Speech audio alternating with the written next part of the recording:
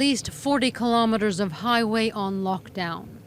Tuesday evening, federal agents shut down roads around Burns, Oregon, after a shootout between agents and armed men.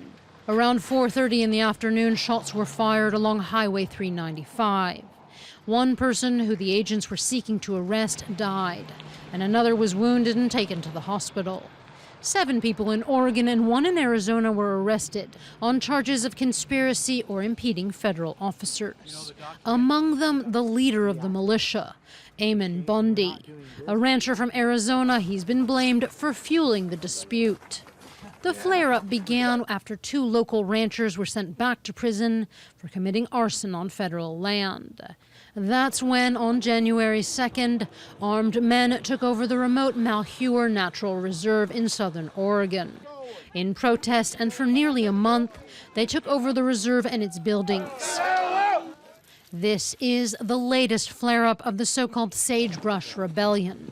For decades, there have been long-running tensions over millions of acres of federal land that ranchers want to be able to use for farming. Protesters still occupy the Malheur Reserve, but agents hope the conflict will now resolve itself peacefully.